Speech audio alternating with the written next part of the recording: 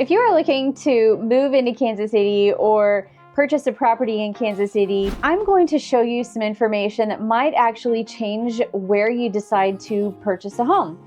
Because there's one Kansas City suburb that has recently been ranked as one of the safest cities in Kansas City, while another part of our metropolitan area has crime rates that are several times higher than this city. And here's the real interesting part. They're right in the same area. They're all part of the same Kansas City metropolitan area. And the part that you might not understand is that we're talking two different states. One's Kansas and one's Missouri. They're both big cities with suburbs throughout. And there's even a couple of places that surprised me with these numbers. So today we're going to be looking at actual crime data, not Facebook opinions, not someone saying, well, I heard this happened. We're going to be looking at specific data, actual numbers. And so stay with me because there's one Kansas suburb that the numbers actually look surprisingly high at first, but there's some pretty important reasons as to why that you will want to know. Now, before we jump into all of this, I want to make something very, very clear. As a real estate agent, I am not going to tell you that a specific neighborhood is safe or unsafe. That is a decision that you have to make that I cannot make for you. You have to make that decision. So what I can do is I can show you where some data is publicly available for you, where the statistics are publicly available for you to actually take a deep dive into it. And I can give you the resources to reach the conclusions yourself and to research data yourself.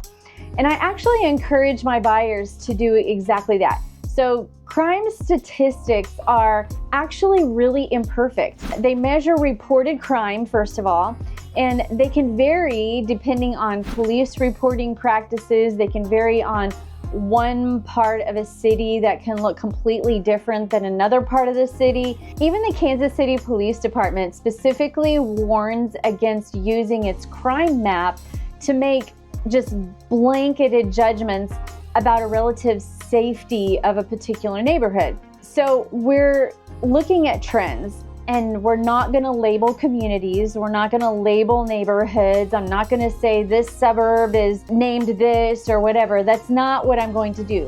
Now, the other thing to look at is that there are two very different things that are behind the word safe. And you have to separate them out. There's violent crime. That's assault. That's robbery. That's things that are even worse than that. It's the things that threaten you and your life potentially. And then there's property crime, and that's things like theft and burglary and stolen cars. This is a category that threatens your stuff. And these two types of crime, the thing to understand is that they don't move together. And mixing them up in your analogies is exactly how really good people can get terrified of the wrong town or even an area of a city. And also, they get far too comfortable in the wrong town because of this data. Now, as you are going through these numbers and as we're talking about these numbers, you have to divide it up by population or this whole entire exercise just collapses completely. Because raw counts sometimes can make a really big city look like a war zone, and then small cities can look like heaven or vice versa. Neither of those statistics are entirely true. So everything I'm going to rank is per person, and it's pulled from the most recent data. And I want you to remember this. One city can look completely skewed because one mall inside its borders gets hit thousands of times a year with crime, while a residential area and this whole block doesn't have any issues.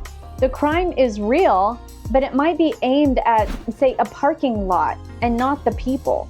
So be sure and stick around because we're going to kind of take a deep dive into this. So let's first look at the numbers. And I'm going to just share with you, if you're new to the Kansas City market, it's not just one market.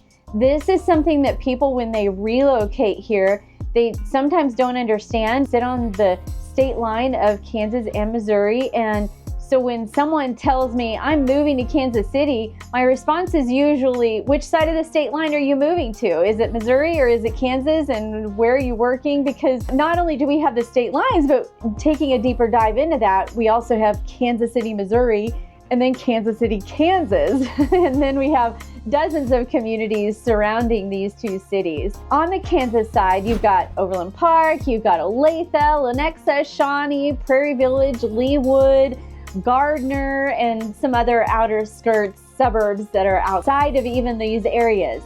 And then on the Missouri side, you've got Lee Summit and Blue Springs, Independence, Grain Valley, Liberty, Parkville, North Kansas City, Greenwood, so many more. And all of their crime stats can be dramatically different. So let's start with the Kansas side. I'm going to talk about Prairie Village first. Prairie Village is really interesting because it's very close to the heart of Kansas City.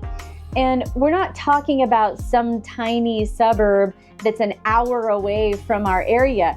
According to the Kansas Bureau of Investigations in 2025, the crime index for Prairie Village had an estimated population of about 22,000 people. And its violent crime rate was just 0.8 offenses per 1,000 residents, and its property crime rate was 6.8 per 1,000. Now, when you're looking at a database called SafeWise, it ranked Prairie Village as number 8 among the safest cities in Kansas, the whole state of Kansas, for 2026. Now, the housing here tends to be a little older than what you would find in like the farther south side of Johnson County. You're going to see beautiful established neighborhoods. You're going to see mature trees, and you're very close to the Country Club Plaza. You're very close to Brookside, Waldo. And so someone might say, well, I want suburban living, but I don't want to feel very far away from suburbia.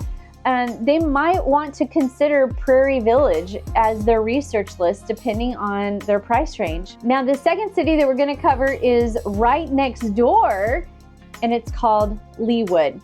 Now, Leawood's numbers are also striking. The KBI reported a 2025 violent crime rate of 0.7 per 1,000 residents, and the property crime rate was about 10.1 per 1,000 residents. Leawood is also one of the more upscale communities in our metropolitan area. You can easily get into the upper end of Kansas City housing market and find properties that are in the millions. You've got luxury homes, you've got established neighborhoods, beautiful landscaping, and there's easy access to both Kansas and Missouri. There's lots of shopping in Leawood as well. So when somebody comes to me and they're looking in the $750 price range or $1 million or 1.5 million range, then Leawood frequently enters our conversation, as does Overland Park, which makes this whole entire conversation really interesting because the third city that I want to talk about is Overland Park. And Overland Park is not a tiny suburb. We're talking more than 200,000 people in it, the KBI's 2025 estimate. And so the interesting part is that yet its reported violent crime rate was only 1.7 per 1,000 residents. And in a completely different analysis, Wallet Hub ranked Overland Park as the second safest city in the entire United States in 2025. And that ranking wasn't based only on crime. Wallet Hub considered things like community safety, they looked at traffic fatalities, they looked at natural disaster risks, and they looked at financial stability and things to do in Overland Park. But then Overland Park ranked 4th nationally in home and community safety within that study. So it's pretty impressive for a city this size. And from a housing standpoint, Overland Park gives buyers a huge range of options for price points. You've got older homes that are in the old Overland Park area. You've got newer neighborhoods if you go out south. You've got townhomes. You've got luxury. You've got 55 plus options. And when you start moving farther south in Overland Park, there's some pretty significant new developments right now where builders are doing some fantastic upgrades and just some overall great areas. Now, here's where I need to show you why crime statistics can sometimes be misleading. Here's the surprise part of the Kansas side. I'm going to talk about Mission and Merriam. So look at this. According to the KBI's 2025 report, Overland Park's total crime index rate was 16.1 thousand, but Mission, it was 50 per 1,000. And then Merriam, you've got 44.2 per 1,000 people. And at a first glance, you're looking at, whoa, what is going on in these two cities? But we have to look a lot deeper. So Mission's violent crime rate was only 3.2 per 1,000. Merriam's was 3.6, and the huge difference comes largely from property crime. So Mission's property crime rate was 46.9 per 1,000 and Merriam's was 40.6. And this is why I don't like to make blanket statements and blanket labels, because these are some small cities that are sitting along some major commercial corridors where there's a lot of shopping, there's businesses there, and traffic is coming in from all over the metropolitan area to these areas. And a theft occurring at a retail center still gets divided by the city's relatively small residential population when calculating per capita statistics. And that can dramatically affect the numbers. And this is why you have to understand what you're looking at. So then you move to Olathe. Now let's move farther south into this city. Olathe has roughly about 151,000 residents in the KBI report.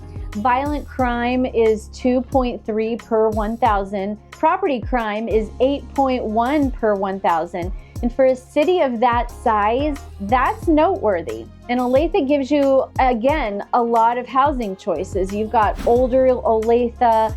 You've also got new construction. You've got some larger suburban developments, homes that are well in the luxury category as well. So Olathe continues to be one of those communities that relocation buyers often ask me about, and it's something to definitely consider. So now let's go into Wyandotte County and look at Kansas City, Kansas. Here's why we see one of the biggest statistical jumps. So according to the 2025 Kansas Crime Index, Kansas City, Kansas had an estimated population of about 156,800 people. And its overall crime index rate was 42.7 per 1,000 people. The property crime was 32.5 per 1,000 people. Then violent crime, 10.2 per 1,000. So you compare that to Prairie Village per se, that had 0.8 violent crimes per 1,000, Overland Park at 1.7, Olathe 2.3, Kansas City, Kansas 10.2. That's a big difference, but Kansas City, Kansas covers a huge and diverse area. You've got the Legends area, which is not identical to every neighborhood in eastern Kansas City, Kansas.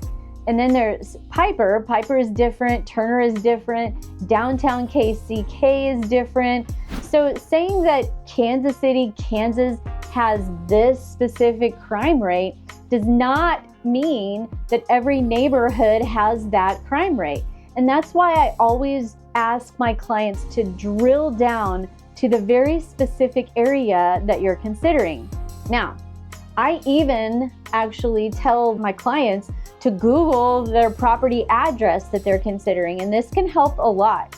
Now, when we move over onto the other side of our city and cross over into the state line on the Missouri side, Missouri gives us this really interesting contrast because one KC area Missouri suburb actually made the statewide top 10 list, and that is Greenwood, Missouri.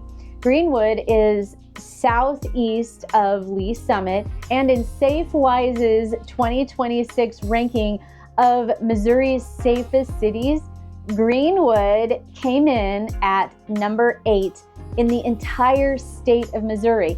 Its reported violent crime rate was 0.8 per 1,000 people. Property crime was 4.1 per 1,000.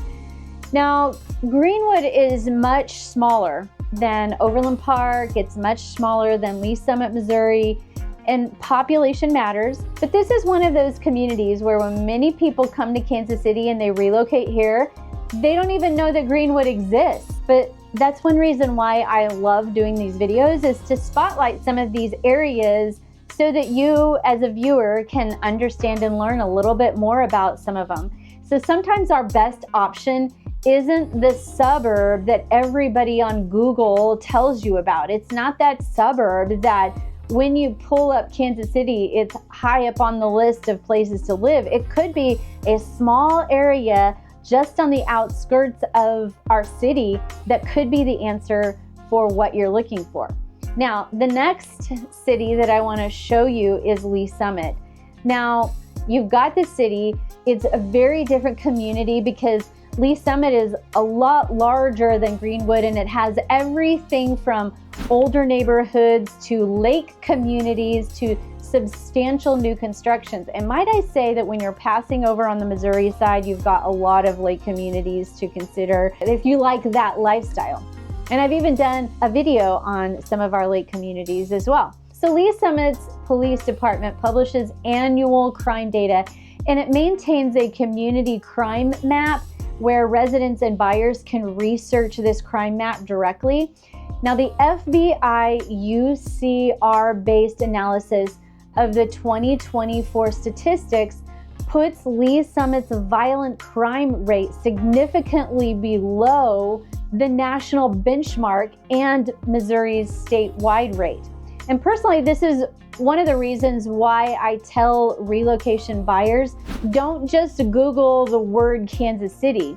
Look at the entire metropolitan area, including both Kansas and Missouri, and Lee Summit can offer a completely different lifestyle than downtown Kansas City. You've got your lake communities that I mentioned, and there's multiple in that area. You've got suburban neighborhoods. You've got a really cute downtown, which they are renovating right now or revitalizing. There's some new development. And then you're still part of the Kansas City metropolitan area. Now, let's talk about Kansas City, Missouri proper. This is the elephant in the room. Kansas City, Missouri, yes.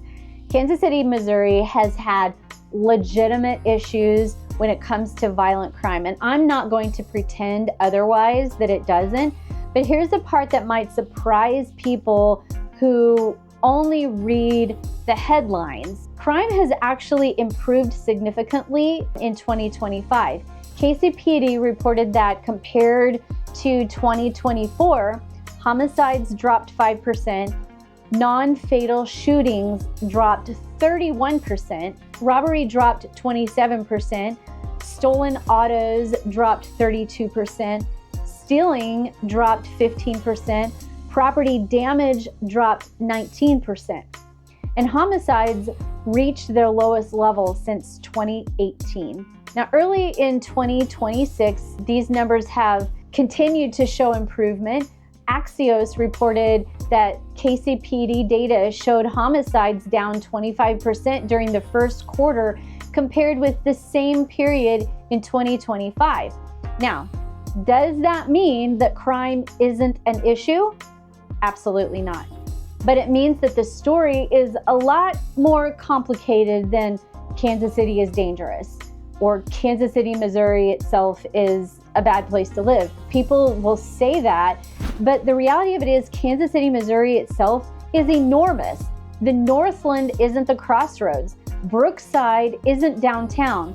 Waldo isn't River Market. Our citywide statistics simply cannot tell you what life is like on every single street. And so always research this data and take a look at the bigger picture. Now that leads me to independence. Independence is another area where I'd encourage buyers to really drill down because it definitely has a perspective of people as well. So recent FBI derived data shows higher violent and property crime rates than the national benchmarks, although more recent 2025 analysis also indicates that crime declined from the previous year. And here's the important part. Independence is another big city. There are areas with older homes. There's even this historic area that's so cute. There's established neighborhoods that are a little bit outside of the normal area of Independence. There's even some newer areas of Independence.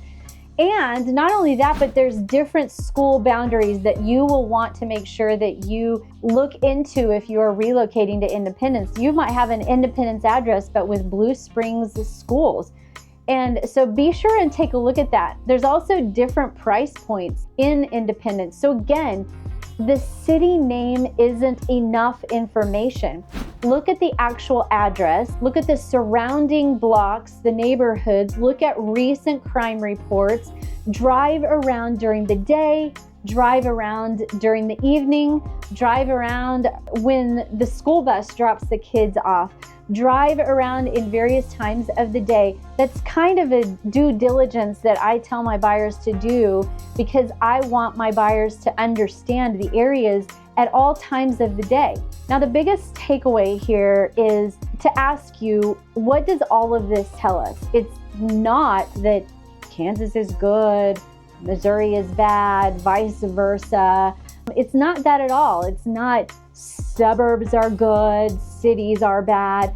It's not that at all. We've got Prairie Village at 0.8 violent crimes per 1,000, Leawood at 0.7, Overland Park at 1.7, Olathe 2.3, Kansas City, Kansas, again at 10.2. Now on the Missouri side, Greenwood's recent rate was 0.8 per 1,000, while Kansas City itself continues to have significantly higher violent crime rates, but has also been seeing some substantial improvements. So the Kansas City metro really is a market of markets. You cross a city boundary and the numbers can change. You cross the state line, the numbers can change. You drive 10 minutes down the road, the housing, the suburbs, the taxes, the overall statistics, the crime statistics, and the lifestyle can all change. And that's exactly why relocation buyers get super overwhelmed when they think about this, and especially when they don't know where they want to live in the Kansas City area. So here's exactly what I would do if I were moving here. First, I would pull up the local crime map, and second, I would search the actual address, not the city. And I tell my buyers this all the time, so they hear it. If you will Google the address, be sure and look at if there's anything that's happened in that. And then also to look at the different types of crime separately. Violent crime and someone stealing something from a shopping center are not the same thing. Then also fourth, visit the area yourself. Morning, evening, weekends, drive around. I've even had buyers park their car in an area where they're looking at living. They get out of their car and they start walking the neighborhood. And when they see people out and about, they go up to them and start having a conversation and asking questions. Do you like living here? Why do you like living here? What's the neighborhood like? What's the community feel like? Ask them questions and they will tell you. Also, another really big tip is to go grocery shopping in the area that you want to live in. You will find that when you go grocery shopping, you'll start to see some of the dynamics and have conversations with those people. Another thing is eat in the local restaurants that are in that city that you're part of. When you eat in the local restaurants and shop there, you'll start to get a feel for that and see how you feel, because ultimately, I don't get to decide where you feel comfortable at. I don't get to decide that for you. You have to decide that for you. My job is to give you the tools and to help you understand the Kansas City metropolitan area. And keep in mind that this is a very big city. It's not one single place.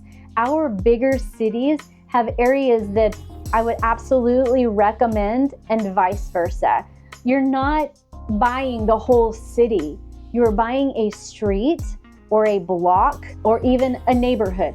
And you have to judge safety on that level. Or what will happen is you're gonna overpay based on fear, or you're gonna walk into something that you never saw coming. So the question is, which direction is all of this headed? We have to keep looking at the right data. And I'm not going to hand you a precise number to hold me in the comment section below and berate me, but I want you to look at numbers and resources and get knowledgeable yourself so that you are comfortable where you live and you understand the full entire picture, not just part of it. So there are 3 things that I would add to some of these tips. Go look up the town that you are considering on the FBI Crime Data Explorer website or on SafeWise, rather than getting scared by online comments or statewide stats that can be a little scary if you don't really understand what they're saying.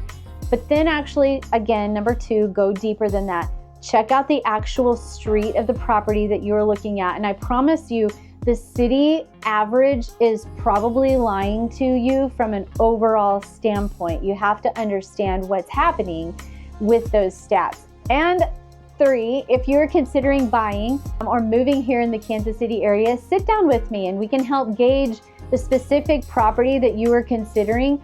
I'm here to walk alongside of you, and if you are looking anywhere outside of the Kansas City metropolitan area, lean on my personal referral program instead of relying on a website where you are hoping for the best with a random agent. Thanks for watching.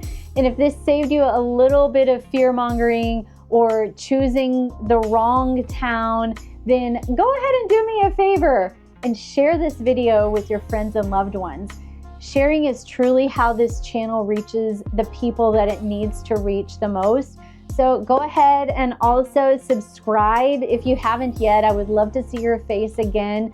And also remember, if you're thinking about moving to the Kansas City area, reach out to me. My information is below. And if you're looking outside of this area, I've got vetted agents across the country and into Canada, and even in some countries outside of the United States and Canada. I'm Anita Cordell. I'm a real estate advisor. Thank you so much for watching, and I will see you on the next one.